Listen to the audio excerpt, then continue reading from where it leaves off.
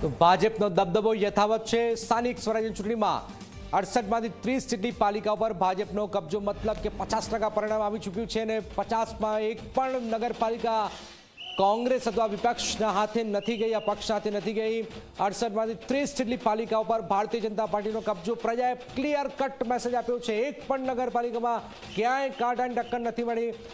एक तरफी परिणाम भारतीय जनता पार्टी तरफी परिणाम, एक तरफी वन साइड परिणाम भारतीय जनता पार्टी। वलसाड, पारडी, धरमपुर, सोनगढ़, जामजोधपुर, द्रोल, ज्यां जुओ त्यां भारतीय जनता पार्टी शानदार जीत। कालावड, द्वारका, भाणवड, बाटवा, माणावदर, ज्यां जुओ त्यां बचाव नगरपालिका पर भाजपनो भगવો લહેરાઈ ચૂક્યો છે। અપેક્ષા પ્રમાણે કચ્છમાં ભાજપની ક્લીન સ્વીપ, બચાવ પર 28 બેઠકો શાનદાર રીતે भारतीय जनता पार्टी जीती चुकी है। 27 बैठकों पर भाजपनो 28માંથી 27 बैठकों पर, मतलब के प्रजानो clear cut message, one side परिणाम, क्लीन स्वीप कच्छनी अंदर, भचाउनी अंदर।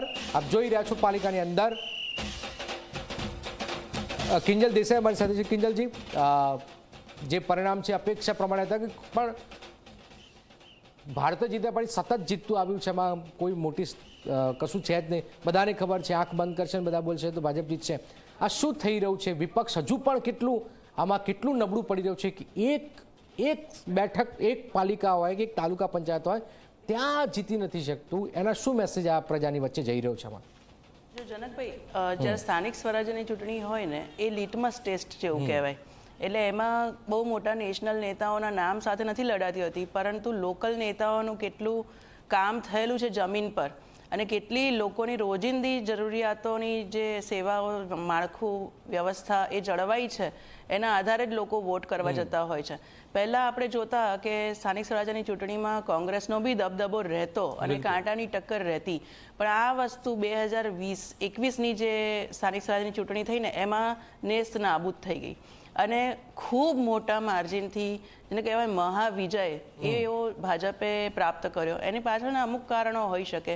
જેમ મેં કીધું કે જો કામ થતા હોય, લોકલ લેવલે કામ થતા હોય, તાલુકા, જિલ્લા લેવલે, ગામ લેવલે કામો થતા હોય, તો લોકો ફરીને ફરી એ ચૂંટણીમાં, નેક્સ્ટ ચૂંટણીમાં ફરીને ફરી એ પાર્ટીને ચોક્કસ જીતાડે। કામ ના થતા હોય તો એમણે ઓપ્શન લેવા માટે, ઓપ્શન વિચારવા માટે જવું પડતું। આ એક મુદ્દો હોઈ શકે। બીજો એ મુદ્દો હોઈ શકે કે એક ફેથ છે, એક પાર્ટીની વિચારધારા, કે એ વિચારધારા લાર્જર સ્કોપ પર, મેક્રો લેવલે દેશને કઈ રીતે મદદરૂપ થાય છે, રાજ્યને કઈ રીતે મદદરૂપ થાય છે, તો પછી અમારા ગામ, જિલ્લા, તાલુકાને પણ એ જ પ્રમાણે મદદરૂપ થઈ શકે। એ પ્રકારનો વિશ્વાસ, એ પ્રકારનો ફેથ એ જનતાનો હોય કે સારા કામ થયા છે, આવતા વખત પણ સારા કામ થશે। આ પાર્ટી એવી છે કે કામ કરીને જીતી લાવે, પછી આગળના 5 વર્ષ કમ્પ્લીસન્ટ નથી થઈ જતી। એટલે કે હાથ પર હાથ ધરીને બેસી નથી રહેતી કે કામો થઈ ગયા છે, હવે શાંતિથી બેસે, એવું નથી। આ લોકોનો નિયમ છે કે ચરઈ વેતી, કામ હોય ના હોય, ચૂંટણી હોય ના હોય, આખો દિવસ કાર્યકર્તાઓને અલગ અલગ વ્યવસ્થા આપી, અલગ અલગ જગ્યાએ લોકોને દોડતા રાખવા, કામ કરતા રાખવા અને